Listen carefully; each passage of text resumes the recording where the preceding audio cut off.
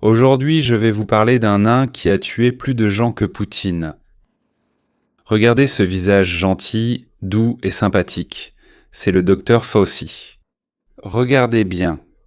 C'est le plus grand meurtrier de masse de notre époque. Au minimum, il est accusé d'être responsable de la mort de 20 millions de personnes, ce qui le place au même rang que Staline, Hitler, Mao Zedong. Les pires meurtriers de masse de l'histoire. Dr. Fauci is the single most evil. Le docteur Fauci est le tueur de masse le plus malveillant de tous ceux qui vivent aujourd'hui sur Terre. Il a 85 ans. Il y a 10 ans, le docteur Fauci a prononcé ce discours au début du mandat du président Trump lorsque celui-ci prêtait serment en tant que président des États-Unis, où il a déclaré qu'une épidémie inattendue surviendrait pendant le premier mandat de Trump. Le défi pour la future administration dans le domaine des maladies infectieuses, qu'il s'agisse de maladies chroniques, c'est-à-dire des maladies déjà existantes, et nous en avons sans aucun doute un énorme fardeau, ou de flambées soudaines. Et le Dr Fauci a travaillé pour chaque président depuis Gerald Ford au début des années 70, et donc il a toujours occupé le même poste, donc il n'a jamais déclaré qu'il y aurait une flambée soudaine. Nous avons vérifié toutes les transcriptions et enregistrements disponibles. Ni sous Ford, ni sous Carter, ni sous Reagan lors de son premier ou second mandat, ni sous Bush ou Clinton lors de leur premier et second mandat, ni sous Bush lors de son premier et second mandat, ni sous Obama lors de son premier et second mandat, le Dr Fauci. Et il a servi sous chacun d'eux. Mais c'est sous Trump qu'il a dit cela. Comment le savait-il? Pourquoi une telle assurance? Pourquoi personne n'a jamais posé la question ni cherché à tirer ça au clair? Juste avant de quitter ses fonctions, Joe Biden l'a gracié pour tous ses crimes. Pour tous les crimes connus et inconnus commis avant le départ de Joe du pouvoir. Je ne comprends vraiment pas pourquoi on gracierait un innocent. En effet, on pense tout de suite que les autorités savaient qu'il avait commis un crime. Qu'a donc fait le docteur Fauci pour qu'on le mette au même rang que les personnes les plus détestées de l'histoire de l'humanité? Le docteur Fauci a financé des programmes de création d'armes biologiques. Laissez-moi répéter. Le docteur Fauci, travaillant pour le gouvernement des États-Unis d'Amérique, pour Obama et Biden. Eh bien, pour être honnête, c'est pour le Parti démocrate des États-Unis. Il a activement participé à la création d'armes biologiques. Interdites, ni plus ni moins. D'abord pour la CIA, nous le savions, et c'est parce que Tulsi Gabbard a révélé toutes les informations. Lorsqu'elle occupait le poste de directrice du renseignement national, elle a clairement déclaré qu'il supervisait des recherches illégales qui ont conduit à la fuite du virus depuis le laboratoire. En même temps, il a illégalement utilisé l'argent des contribuables pour financer des recherches sur le gain de fonction au laboratoire de Wuhan, ce qui a causé une fuite. Et il le savait, puis il a menti au Congrès. Comme il a menti à ce sujet au Congrès récemment, il peut être tenu responsable et nous devons le faire. Mesdames et messieurs, vous comprenez bien qu'elle a visé juste, puisque tous ces médias comme PBS, NPR, CNN ne cessent de répéter « Non, les documents sur le Covid-19 publiés par Gabbard ne prouvent pas ces accusations contre Fauci. Vous savez ce qui le prouverait? Le traduire en justice. » Et puis quand le Congrès a commencé à soupçonner que la CIA faisait quelque chose d'illégal, ils ont convoqué Fauci et il a menti. Puisqu'il a menti au Congrès après que Biden lui ait déjà accordé l'indulgence et pardonné tous ses péchés passés, il doit et peut être tenu responsable pour ce nouveau péché. Et maintenant, le sénateur Rand Paul, principal opposant de Fauci, lui a envoyé une convocation officielle. Fauci est obligé de comparaître et de témoigner. S'il refuse, il sera envoyé en prison. La commission sénatoriale de la sécurité intérieure et des affaires gouvernementales lui a envoyé une assignation à comparaître, car il n'est pas venu volontairement, bien qu'il l'ait promis auparavant. Le peuple américain mérite des réponses. Le fait est qu'il a envoyé notre argent à vous et à moi pour des choses qui étaient explicitement interdites par nos représentants au Congrès. En d'autres termes, si c'est vrai, et il semble que ce soit vrai, mais nous devons encore dire si, alors c'est un voyou, un voleur, un salaud et un meurtrier. Nous en sommes convaincus, mais il reste à le prouver au tribunal. Et la première étape donc, qui mène jusqu'au tribunal, dans ce cas, lorsqu'il s'agit de serviteurs du peuple, commence dans les commissions du Congrès. Donc la convocation a été remise, il doit comparaître devant le Congrès à la fin juillet. Préparez votre popcorn, ça va être intéressant. Je suis sûr que ça va l'être. Mais le plus intéressant sera de voir comment les médias de Washington vont réagir à cela. On ne peut pas rester intouchable si on a menti au Congrès, détruit des documents et induit le public en erreur sur l'origine de la pandémie qui a coûté la vie à des millions de personnes, soit dit en passant. Pas seulement aux États-Unis, mais dans le monde entier. De telles actions ne doivent pas rester sans enquête ni sanction. C'est précisément pour cela que Rand Paul fait ce qu'il faut en ce moment. Voici ce qu'a écrit le sénateur Paul. C'est parti. Fauci, tu es fini. Fauci, je savais qu'il mentait depuis le début, mais il détruisait aussi des dossiers dès le départ. Envoyait des lettres et des notes au directeur des Instituts nationaux de la santé en disant « lis ça et détruis-le ». On dirait plus la communication d'agents de la CIA que celle de l'exécutif. C'est illégal, c'est une infraction pénale. Ils ont déjà coincé un des assistants du docteur Fauci et l'ont accusé de destruction de documents. Les services de renseignement américains ont découvert une vidéo confirmant la recherche sur le coronavirus en Chine. Mais Fauci continue de nier et de mentir. Un vrai gobelin. Je m'excuse pour la comparaison, chers messieurs les gobelins. Ou les gobelins. Un autre héros de notre temps entre en scène. Le premier trillionnaire de la planète, Elon Musk. S'il s'attaque à quelque chose, il va généralement jusqu'au bout, il obtient ce qu'il veut, n'est-ce pas? Et en effet, il s'est avéré qu'il y parvient. L'Institut national des maladies infectieuses, dirigé par le docteur Fauci, a consacré 44 millions de dollars de notre argent à l'étude des risques liés à l'apparition de coronavirus dangereux. Merci Elon d'avoir mis cela au jour. Les professionnels disent que cela devient évident si l'on regarde le virus du Covid lui-même. Au niveau moléculaire, ils ont pris un coronavirus naturel de chauve-souris. Chirurgicalement. Ils ont retiré la protéine S, la protéine de spicule, par voie chirurgicale et ont inséré une protéine S humaine pour rendre le virus contagieux pour l'homme. Il ne l'était pas auparavant. Ils ont transformé un virus neutre pour l'homme en quelque chose qui peut détruire l'humanité. Les gentils, doux, bons gars n'ont pas mangé leur pain pour rien, celui que nous leur avons payé. Ils ont créé ce virus artificiellement. Ce coronavirus d'origine qui vit dans l'environnement naturel, dans l'intestin. Des chauves-souris qui vivent haut dans les montagnes de l'est de la Chine, dans des grottes difficiles d'accès. Ces chauves-souris n'entrent pas en contact avec les humains. Même si vous attrapiez une telle chauve-souris en plein vol et que vous jouiez avec elle, à cache-cache ou à chat, elle ne vous contaminerait pas, malgré la présence du coronavirus. Il n'est pas capable de pénétrer dans vos cellules. Il ne possède pas les mécanismes moléculaires nécessaires pour cela.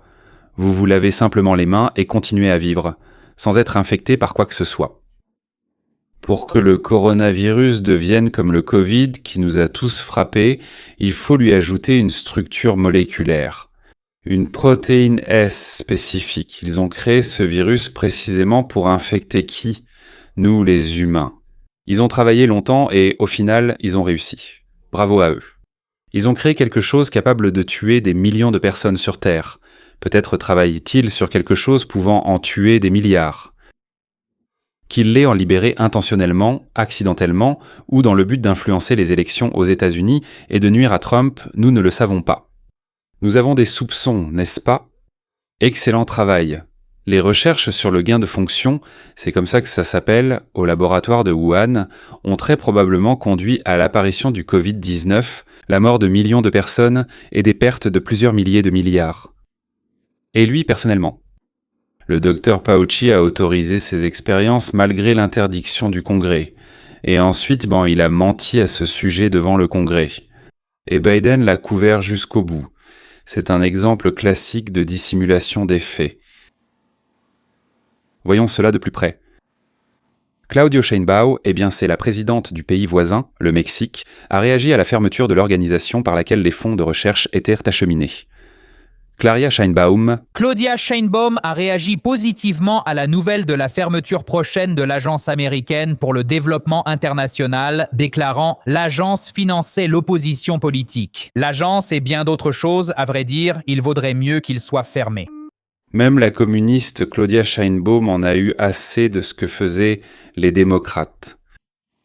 Pour faire simple, ils volent l'argent des contribuables, financent leur parti et font des choses qui pourraient tuer ces mêmes contribuables. Eh bien, elle a réagi positivement à la nouvelle de la fermeture prochaine de l'USAID en notant que l'agence finançait l'opposition politique et faisait beaucoup de choses similaires. Voici la vérité. Il vaudrait mieux qu'il la ferme, a-t-elle dit. C'est une organisation perverse. Eh bien, tout simplement merveilleux. Et voici une interview de Taylor Sherry. Oui, c'est elle la créatrice de la série Yellowstone chez Joe Rogan dans son podcast, où elle parle du fait que « Et nous savions tout cela ». Quoi de neuf? Joe Rogan dit que Tulsi Gabbard a donné une conférence de presse. Écoutez, voilà. Écoutez, les renseignements disent qu'elle part. Elle a tenu cette conférence de presse sur Fauci où elle a expliqué comment il a menti devant le Congrès et qu'il a clairement utilisé l'argent des contribuables américains pour financer des recherches sur le gain de fonction via EcoHealth Alliance et le laboratoire de Wuhan en Chine. Et vous savez, personne n'en parle. Non. Et d'ailleurs, est-ce qu'on ne le savait pas déjà tous? Mesdames et messieurs, il est temps, dit Joe Rogan, de le tenir pour responsable. Voici l'interview de Benny Johnson avec le président du comité de surveillance du gouvernement américain, James Comer. Vous avez eu de grandes frustrations. Vous avez eu de sérieux désaccords avec le ministère de la Justice concernant les affaires pénales. Et vous avez dit que finalement, ce blocage s'est un peu débloqué et que vous en êtes très heureux. Et qu'en est-il du Dr Fauci? Il y a beaucoup de nouvelles à propos de Fauci. Waouh, quelle attaque puissante de la part de Tulsi Gabbard contre lui. Il est devenu pour vous comme une épine dans le pied. Maintenant, Rand Paul l'a convoqué à comparaître. Que va-t-il se passer là-bas? Eh bien, je pense que Rand va le convoquer et poser des questions concernant les informations révélées par Tulsi, car il a menti au comité de surveillance de la Chambre des représentants. Nous avions un comité spécial sur le Covid dirigé par le Dr Brad Wenstrup de l'Ohio. Il est maintenant à la retraite. Nous avons déposé une plainte pénale car il a menti au Congrès sur la destruction des courriels. Il a menti en affirmant n'avoir jamais demandé à ses collaborateurs de ne pas évoquer ce sujet par courriel pour cacher la vérité à l'administration et au public américain. Et c'était à un moment où nous avions besoin d'une transparence maximale. Rand était toujours concentré sur la question de savoir si nous avions financé des recherches sur le gain de fonction du virus. Lors des auditions au comité, il disait « Eh bien, vous savez, ce n'était pas une recherche sur le gain de fonction. C'était autre chose. » Et je pense qu'avec ce que Tulsi a publié, il y a plus qu'assez de preuves pour confirmer que le Dr Fauci a menti à ce sujet. J'espère qu'en plus une autre saisine pénale du Sénat à la Chambre des représentants visera aussi le Dr Fauci. Et bien sûr, ce nouveau et amélioré ministère de la Justice fera ce qu'il faut. Personne n'a encore été tenu responsable du Covid. Je veux dire, regardez simplement l'éducation publique. Que vous aimiez l'éducation publique ou non, nous avons souffert à cause des exigences du Dr Fauci et des recommandations du Dr Fauci.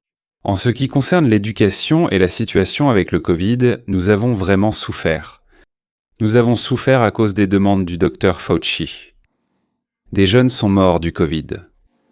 D'autres ont subi de graves conséquences pour leur santé. Nos enfants accumulèrent du retard scolaire. Par exemple, les élèves de 7e ont perdu une année complète d'éducation. Nous verrons encore si cela aura un impact sur notre dette publique. À cause de la réaction absurde du Congrès, il y a eu les programmes de prêt et ces fameux PPP soutenus par de nombreux républicains. Beaucoup de républicains y ont mis leur grain de sel, et les mesures de relance des démocrates. Tout cela a encore fait grimper la dette. Tout cela à cause d'une seule personne qui n'a jamais admis la vérité. Le Covid a commencé dans un laboratoire en Chine, financé par l'ONU elle-même, soutenant un projet scientifique insensé. Projet scientifique. Quel est le chemin vers une véritable poursuite judiciaire? Comment pouvons-nous obtenir un procès? Ou allons-nous simplement tester des théories juridiques au cours des procédures? Pratiquement le dernier jour de son mandat, Biden a signé 8000, on nous dit « grâce ». Comment a-t-il pu faire cela physiquement? Comment prouver qu'il ne l'a jamais fait? Qu'il bougeait à peine? Je voulais dire qu'il peinait à réfléchir, et je suis presque sûr qu'il ne comprenait même pas ce qu'il faisait. Que devons-nous faire avec ces personnes qui ont commis des crimes, et que la justice ne peut plus atteindre parce qu'elles ont elles-mêmes falsifié ces signatures? La justice peut-elle atteindre des gens comme le Dr Fauci? Le fait que nous ayons impliqué toutes ces personnes, les chefs de cabinet de Jill Biden, les chefs de cabinet de Joe Biden, tous les assistants administratifs, personne n'a jamais pu témoigner sous serment que Joe Biden leur avait parlé de quelque grâce que ce soit. Nous avons demandé tous les courriels. Nous avons demandé l'agenda quotidien de Joe Biden. Il n'y a eu aucune réunion concernant des grâces. Il n'y a eu aucune discussion. Et le président a le droit de grâce. Et ce droit n'a pas de limite, même si je pense qu'il devrait y en avoir. Je pense que beaucoup de présidents ont abusé du processus de grâce. Je n'apprécie pas certaines grâces accordées par Trump. Mais en fin de compte, le président a le pouvoir constitutionnel de le faire. Je ne veux même pas entrer dans le débat de savoir si on peut utiliser un stylo. Mais nous avons passé de longues heures à témoigner pour prouver que Joe Biden, en tant que président des États-Unis, n'a pas autorisé ces grâces. Et cela devrait suffire devant le tribunal pour confirmer le décret du président Trump annulant toutes ces grâces. C'est-à-dire qu'il n'y avait aucune trace de telles réunions ou discussions dans les emplois du temps de Joe Biden. Bien que les présidents aient le pouvoir d'accorder des grâces, ce pouvoir n'est en fait limité par rien, n'est-ce pas? La question est de savoir comment il a été utilisé. Mais il n'y a aucune preuve qu'il ait fait cela, qu'il l'ait fait, que ce soit lui qui l'ait fait et non quelqu'un d'autre. D'après toutes les informations, c'est sûrement quelqu'un d'autre qui l'a fait. De plus, la Constitution n'autorise ni le chef de cabinet, ni la première dame à accorder des grâces. Rien ne dit par exemple que la première dame ait ce droit, n'est-ce pas? Il n'y a aucune preuve que Joe Biden ait jamais autorisé une seule grâce, à l'exception de la grâce de son propre fils, qu'il a signée de sa propre main. Oubliez les preuves de la culpabilité des personnes graciées. Biden lui-même n'a jamais dit « Oui, j'ai étudié les documents, j'ai examiné les preuves, et cet homme », et ainsi de suite, n'est-ce pas? En tout cas, regardez. Combien de temps a-t-il fallu pour en arriver là? Pour que le Congrès, tout en traitant simultanément 5, 10, voire 100 affaires ou plus de tromperies catastrophiques envers l'Amérique et sa population, ait pu avancer au point de commencer maintenant à transmettre ces affaires devant les tribunaux. Ce n'est pas non plus une procédure rapide devant les tribunaux. On ne peut qu'espérer, prier, pour que dans l'année ou les 2 années à venir, des décisions soient rendues qui pourraient non permettre à Donald Trump d'annuler toutes les grâces illégales, comme nous en sommes tous convaincus, pensons, je ne sais pas, nous en sommes presque sûrs à 100%. Accorder pour de l'argent, autre chose ou aider des membres du même parti. Parce que le parti est plus important que le pays. Cela permettra à toutes ces personnes d'échapper à d'éventuelles poursuites. Parce qu'ils savaient très bien qu'ils enfreignent la loi. Et comment appelle-t-on une personne qui enfreint la loi? On l'appelle un criminel. Aujourd'hui, cette vidéo comporte 3 parties. Et elles sont plus étroitement liées quantibologiques qu'il n'y paraît à première vue. D'abord, vous avez entendu ce que le Dr Fauci a fait personnellement. Ensuite, nous allons parcourir le monde entier et voir à quoi ressemble notre vie à cause des décisions prises sur la base de ces choix. L'éducation, la santé, la psychologie, l'argent, des pays entiers. Ensuite, séparément et honnêtement, je vous montrerai ce que disent ceux qui pensent que les vaccins n'étaient pas nécessaires, avec leurs propres arguments. Eh bien, sans mes évaluations, je ne suis ni chercheur ni médecin, n'est-ce pas? Et à la fin, nous reviendrons là où nous avons commencé, à une personne en particulier, qui se trouve en réalité à l'épicentre de cette histoire. Parlons-en. Qu'a donc fait le Covid à la population américaine et à la population du monde entier? De mon point de vue, après la peste bubonique en Europe, c'est l'événement le plus meurtrier pour la santé de l'humanité. Peut-être plus grave que la grippe espagnole de la Première Guerre mondiale.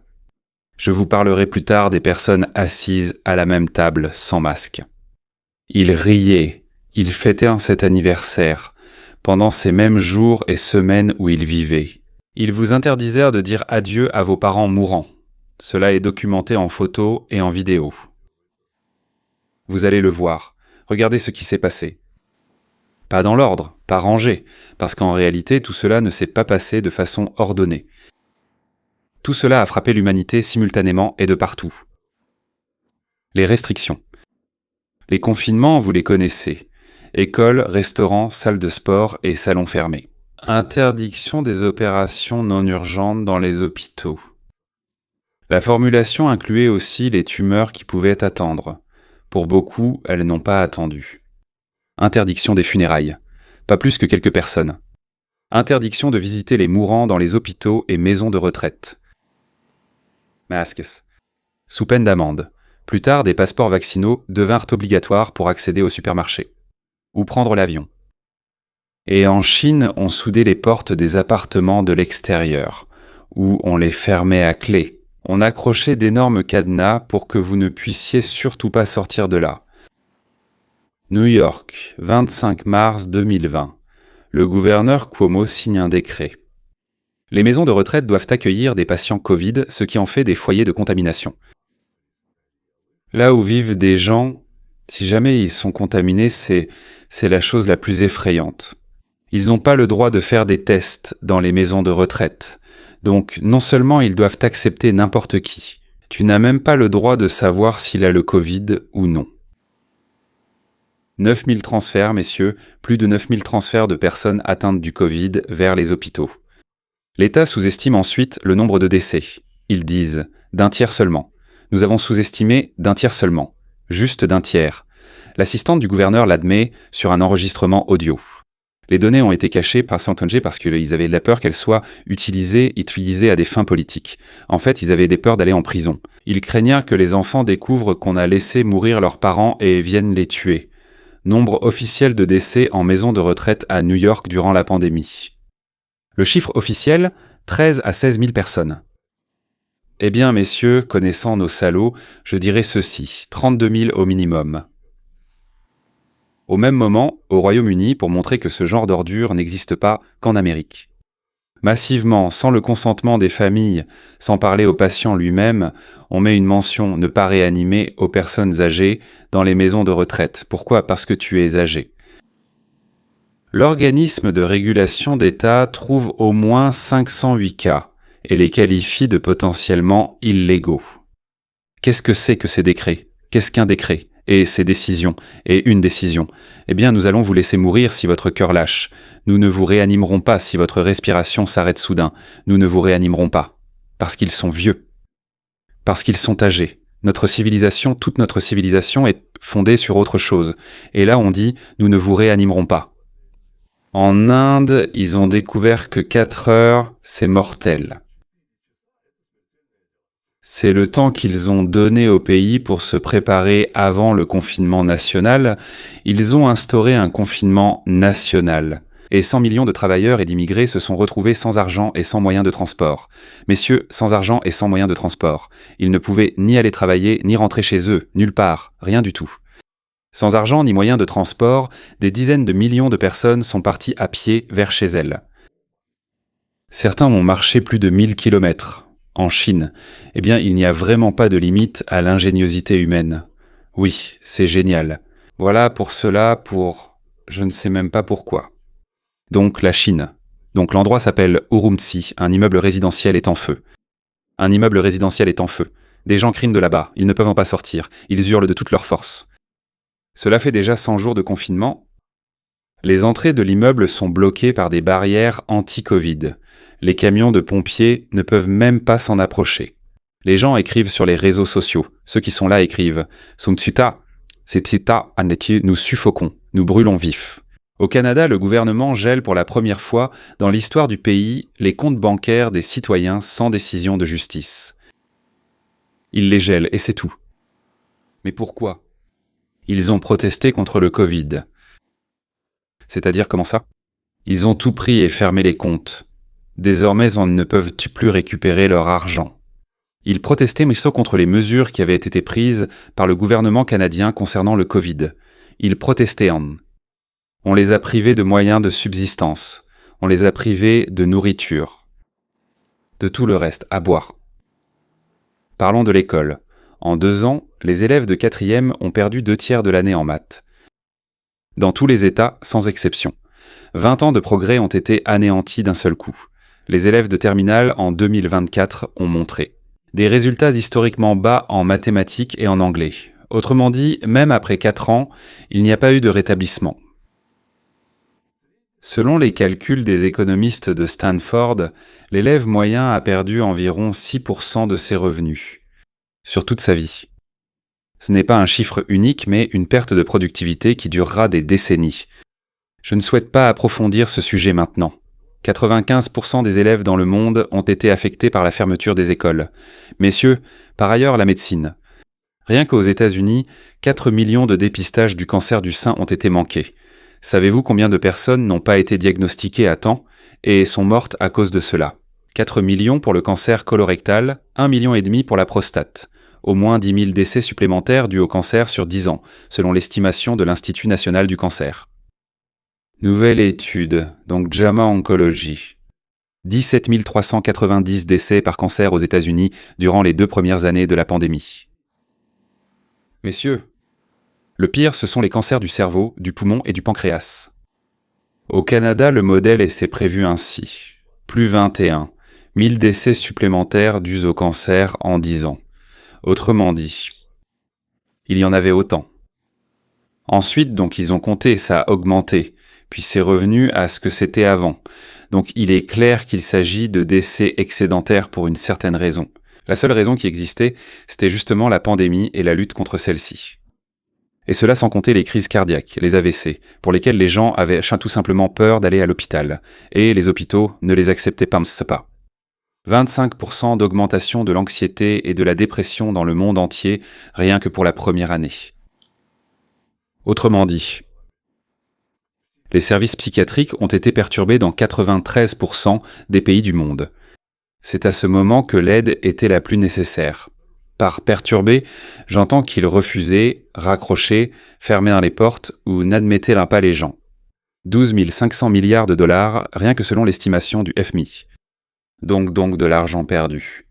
Selon d'autres modèles plus larges, l'humanité a perdu 16 000 milliards de dollars. 19 500 milliards de dollars ont été imprimés et empruntés par l'État pour essayer de maintenir la population à flot. C'est la même chose pendant que toutes ces personnes se voyaient interdire de dire adieu à leurs parents mourants, d'étudier ou de se faire opérer.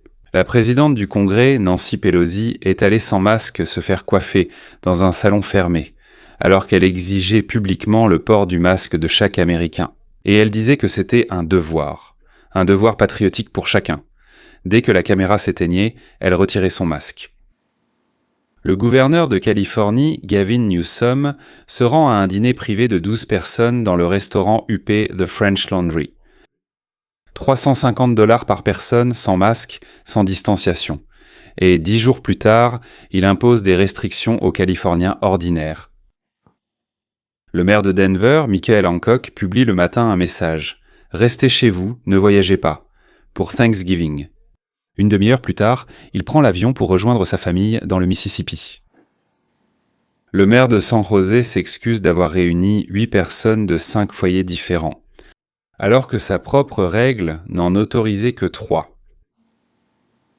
Le Premier ministre du Royaume-Uni, Boris Johnson, organise au moins 12 fêtes à Downing Street. Pendant ce temps, les Britanniques n'ont pas le droit de voir leurs proches mourants, parce qu'il est dangereux d'être dans la même pièce que d'autres personnes.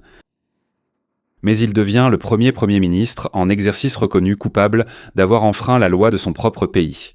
20% des lycéens américains ont sérieusement envisagé le suicide. 9% ont essayé. Les plus jeunes enfants nés pendant ces années ont un retard dans le développement du langage. Vous savez pourquoi? Les enfants apprennent à parler en regardant la bouche des adultes, et la bouche des adultes était couverte par un tissu. Dans les prisons américaines, les flambées de Covid se propageaient dans des cellules surpeuplées, sans accès aux soins médicaux. Les soignants, militaires et fonctionnaires étaient licenciés pour avoir refusé le vaccin. Qu'est-ce qui nous est arrivé? Peut-être que rien ne s'est passé? Peut-être que le Covid nous a simplement montré qui nous sommes vraiment? Et ensuite, je vais honnêtement dire ce que beaucoup craignent d'exprimer.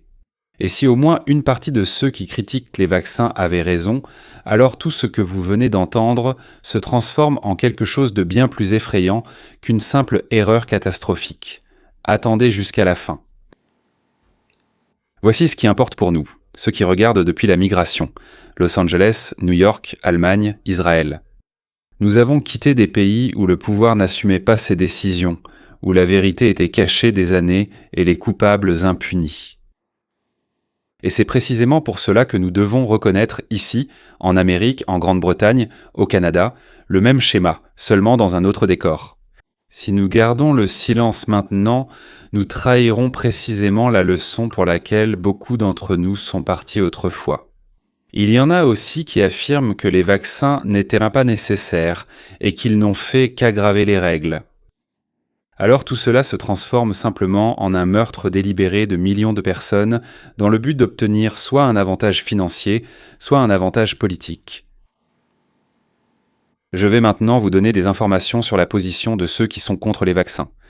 Il y a des personnes sérieuses qui font de la science, de grands scientifiques qui disent cela, et on ne peut pas simplement ignorer ce que disent ces personnes, parce que nous savons déjà à quel point, parmi nos dirigeants, il y a des créatures ignobles qui marchent aussi sur deux jambes, qui ont un sourire très sympathique, et la capacité de bien se comporter devant la caméra, mais ils se moquent complètement de nous. Ils nous vendraient donc pour une bouchée de pain. Voici les arguments contre les vaccins. Donc le nombre de décès dus au vaccin est plusieurs fois supérieur aux données officielles. C'est ce que disent ceux qui sont contre la vaccination. En se basant sur le système américain de signalement volontaire et sur une ancienne étude de Harvard Peregrine Healthcare. Elle a montré que moins d'un effet secondaire réel sur 100 est signalé dans de tels systèmes. D'où la multiplication des chiffres officiels par un coefficient de sous-estimation, ce qui mène à des millions. L'ancien gestionnaire de BlackRock, Edward Dowd, et ses collègues se réfèrent au rapport des compagnies d'assurance. Ils parlent d'une forte augmentation de plusieurs dizaines de pourcents au-dessus de la normale des paiements d'assurance vie parmi les personnes en âge de travailler en 2021. La logique est très simple. Le seul événement majeur de cette période, c'est la vaccination de masse. Donc, la corrélation indique la cause. Myocardite chez les jeunes hommes. Ce n'est pas une invention sortie de nulle part. Dans des revues sérieuses, des données ont effectivement été publiées sur le risque relatif accru de myocardite après les vaccins chez les adolescents et les hommes de 18 à 29 ans. Surtout après la deuxième dose. À partir d'un risque limité, les opposants au vaccin généralisent leurs conclusions. Ils affirment également que de nombreux cas inexpliqués de mort subite chez les jeunes et les sportifs pourraient aussi être liés à la vaccination. Maintenant, Trumby. L'embaumeur américain Richard Kirschman affirme qu'il a commencé à trouver systématiquement dans les corps de personnes vaccinées décédées des formations fibreuses anormalement longues qu'il n'avait jamais vues auparavant. Et le sang normal ne coagule pas ainsi. Un autre argument avance que les vaccins réduisent temporairement la réponse immunitaire, comme l'ont montré plusieurs études préliminaires. Et à partir de cet effet temporaire, il conclut à une augmentation à long terme du risque de cancer, y compris une rechute rapide d'un cancer guéri depuis longtemps. Il se réfère aux études précliniques de Pfizer elle-même et au régulateur japonais PMDA. Ils ont montré que les nanoparticules lipidiques s'accumulent non seulement au site d'injection, mais aussi dans le foie, la rate, les ovaires et les glandes surrénales chez les animaux. Conclusion. La protéine spike est produite dans tout l'organisme et peut endommager les vaisseaux sanguins. D'où les caillots sanguins et l'inflammation du cœur. Et maintenant, faisons le point. À cause du Covid, voici ce qui s'est passé. Des billions de dollars ont été perdus. Selon l'estimation la plus conservatrice du FMI, 12,5 billions. Et ce chiffre, selon le FMI lui-même, ne fera qu'augmenter. Des années ont été perdues. Des années d'éducation d'une génération entière d'enfants ont été perdues, les ramenant, je dirais, à un niveau de connaissance d'il y a 12 ans. La santé a été perdue, des millions de dépistages manqués, des milliers de décès supplémentaires liés au cancer, des crises cardiaques, des AVC qui auraient pu être évités, et des vies ont été perdues, des millions de vies à travers le monde. Et ce n'est pas seulement à cause du virus lui-même, mais aussi à cause de la façon dont on y a répondu. Maintenant, réfléchissez à ceci. Si nous avions su dès le début qu'il s'agissait d'un virus créé par l'homme. Comment exactement? Par qui exactement? Nous aurions déjà élucidé cela. Un coronavirus de chauve-souris naturel dans lequel on a inséré chirurgicalement une protéine spike humaine. Si nous avions tous su et compris tout cela, alors il n'y aurait probablement pas eu une telle panique, un tel chaos, un nombre aussi énorme de victimes. Selon ma conviction profonde, au cœur de tout ce qui s'est passé, au cœur de toute cette tragédie, au cœur de toutes ces choses cauchemardesques, qui se sont produites sur la moitié de la planète. Il y a un seul homme au centre. C'est ma position. Ce n'est pas un fait établi par un tribunal. Mais c'est ainsi que je vois cette histoire. Je comprends qu'il y a peut-être des forces derrière lui.